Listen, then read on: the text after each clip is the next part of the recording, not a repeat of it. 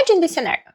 You spend months gathering data, analyzing your results, and finally forcing yourself to write down your very first paper draft. You took everything you had.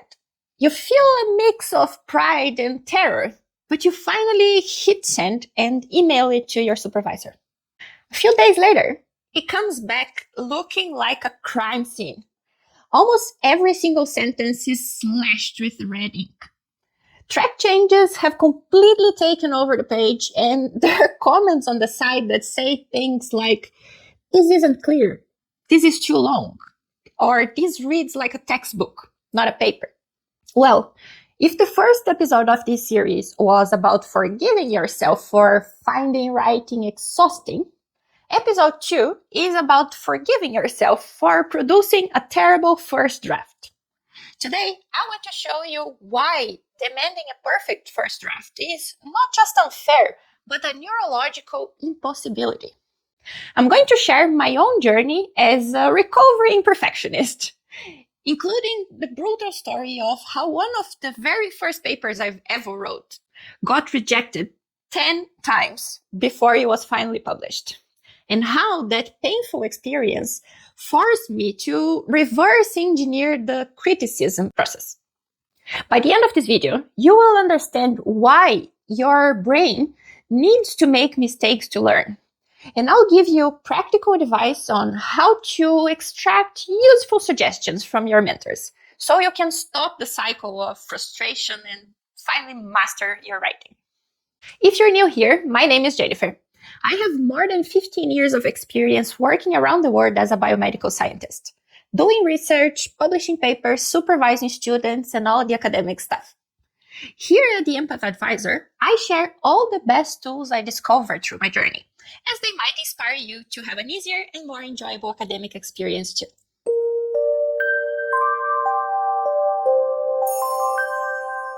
Things no writing coach tells you. As I said, I am a recovering perfectionist. During my whole life, I experienced what could be called the perfectionism gap. By the time I sat down to write my own first paper, I had already read hundreds of published articles. I could easily distinguish between an excellent paper and a poorly written one. In my mind, I could clearly see my own future paper beautifully painted. The logic was flawless. The sentences expressed exactly what I wanted to say. And the story made perfect sense from beginning to end.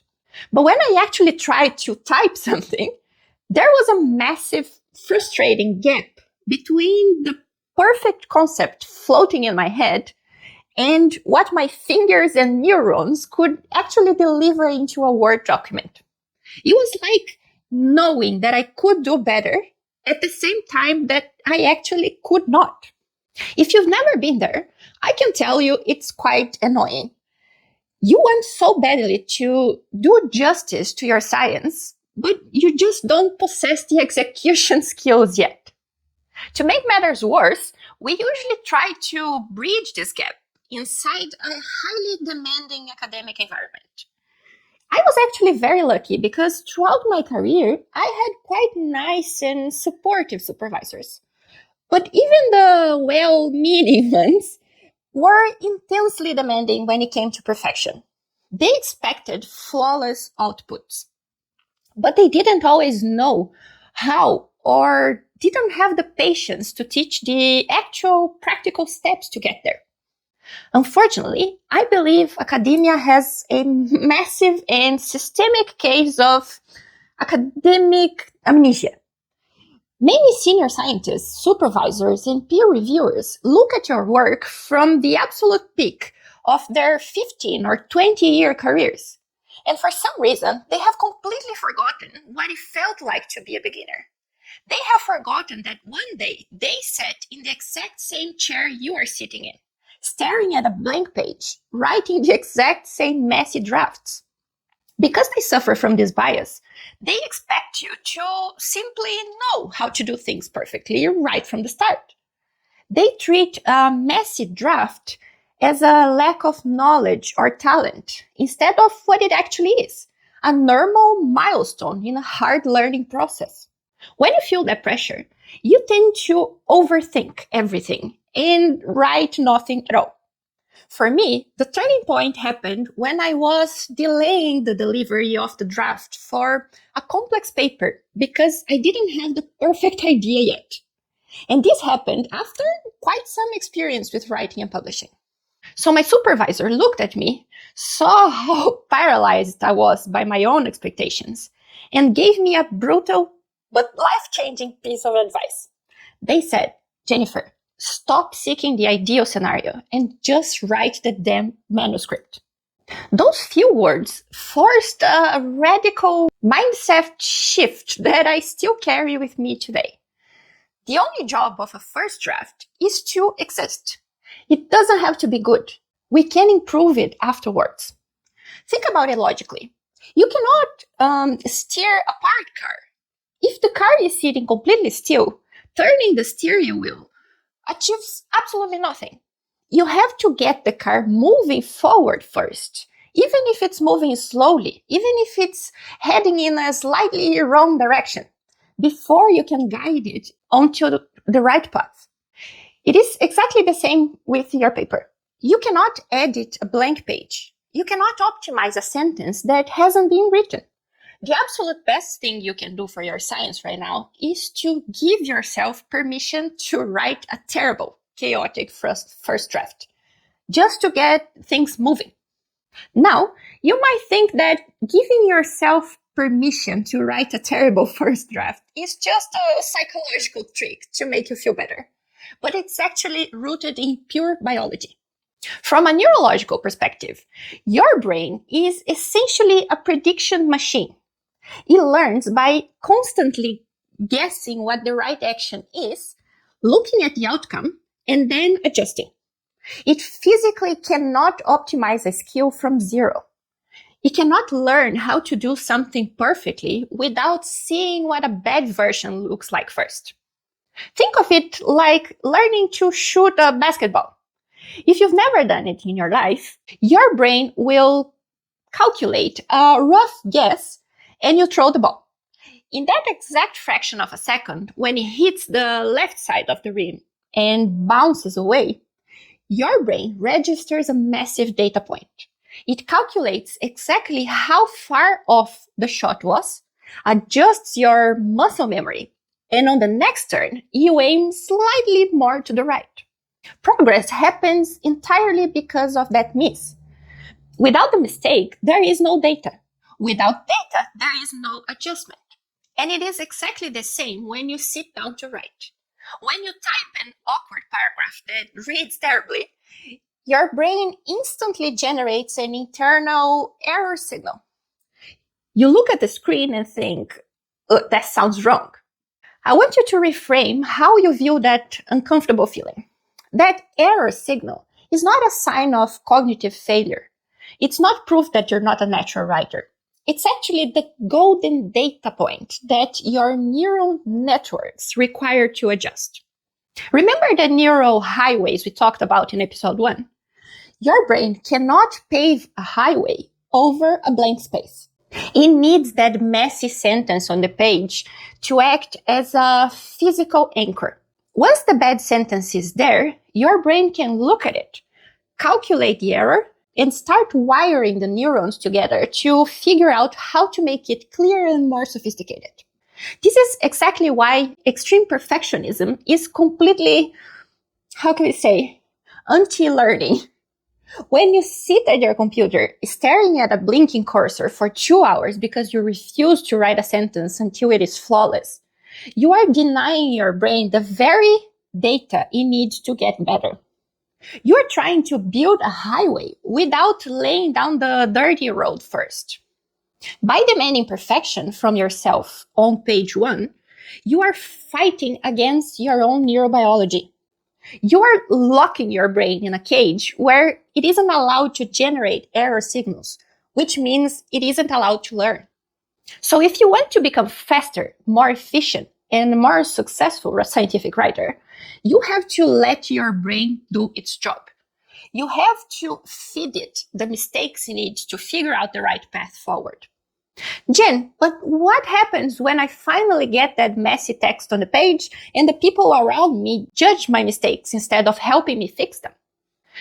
To show you just how messy this biological process can get in the real world, let me share a painful piece of my own story. When I was finishing my PhD, I wrote a paper that I thought was my absolute best effort. I had poured my heart into the first draft. But because my neural highways weren't built yet, it was far from ideal. That paper was rejected. Not once, not twice, but 10 times before it finally got published. 10 times. You can imagine my happiness of opening 10 consecutive emails that basically told me my work wasn't good enough. Every time I tried to improve it, I received a lot of comments from my co-authors. But the most frustrating part was that almost none of that feedback actually told me how to improve. Because academia expects perfection, people don't look at a draft as a work in progress. They look at it as a final product that failed. So instead of getting constructive advice, I got lazy, useless feedback from tired and busy people saying things like, "This section is boring. This discussion is too long. This argument is not clear." Think about how unhelpful that is. Saying this is not clear tells you what is wrong, but it completely leaves you in the dark about how to fix it. It's like a driving instructor just screaming, "You're driving badly," without telling you to step on the brake. I had to spend months manually reverse engineering those vague comments. If someone said, "This is boring," I had to realize that, okay, that means I didn't clearly explain the high stakes of my research question in the introduction. If they said, "This is too long," it meant I was repeating myself or adding information that was not necessary to reinforce my point. I had to work incredibly hard on my mistakes, step by step, to slowly translate their complaints into an actionable plan. It was exhausting, and it took way longer than it should have. But through that brutal process, I learned a crucial survival skill that I want to pass on to you today. You do not have to sit back and simply accept the lazy comments from your supervisors or colleagues. You can actively learn how to extract the right kind of advice from them. The secret to getting great feedback is realizing that most senior scientists are incredibly busy. And if you hand them a giant problem, they will give you a lazy answer. You have to change the way you ask for help. From now on, I want you to completely delete one phrase from your vocabulary. Never say, "Can you look at my draft?" Because when you say that to someone, you are just inviting them to slash your paper with red ink from top to bottom. You will likely end up with a bunch of generic and overwhelming comments that will leave you paralyzed. Instead, you should use focus-driven questions. Force them to look exactly where you need them to look. For example, when you send a draft, write an email that says, "Can you look specifically at the logical transition between paragraphs 2 and 3 of my introduction? I want to make sure the gap in the literature is clear." Or, "Does my discussion actually address our study's limitation? And do you think the way I wrote it protects the value of our data?" This way, you are shifting them from a harsh judge into a strategic consultant. You're not asking them to fix your spelling. You are asking them to look at the high-level logic. This saves your supervisor's time and gives your brain the exact, precise data points it needs to upgrade that specific neural pathway so that you can finally start moving forward in small and manageable steps. At the end of the day, I want you to remember that progress in academia never happens in a straight line. It only happens through progressive, messy detours. The ugly sentences, the paragraphs that make no sense on day one, and the feedback that requires a decoder machine to understand, none of that means you are not built for this. It just means you are human and your brain is doing the physical work of learning. Small, messy steps are the only genuine way forward. So the next time you write something terrible, give yourself a high five. You just gave your brain the raw material it needs to build a strong highway over time. But what happens when the manuscript is finally done, polished, and ready to go? You hit submit and send it out to the world, expecting the academic system to judge it purely on its scientific merit. And that is when you hit a completely different wall. Because here's the hard truth no writing coach warns you about. The scientific publishing process is not necessarily a meritocracy. Now that you know how to survive your own internal standards, we need to talk about these external ones. In episode 3, we are going to talk about why nothing, not even a flawless paper, can guarantee you won't get rejected. We are going to understand how editors actually make decisions, so you can play the game strategically without losing your mind. If this video helped you breathe a little easier today and lower that perfectionism pressure, make sure you give it a like and subscribe to the channel so that you don't miss our new videos on how to write and publish your papers in an easier, more professional, and more enjoyable way. Also, leave a comment below telling me what is the most unhelpful piece of feedback someone has ever given you. Let's at least laugh together about it in the comments. And please share this with a friend who is currently hiding from their own first draft. Thank you for watching. I see you soon.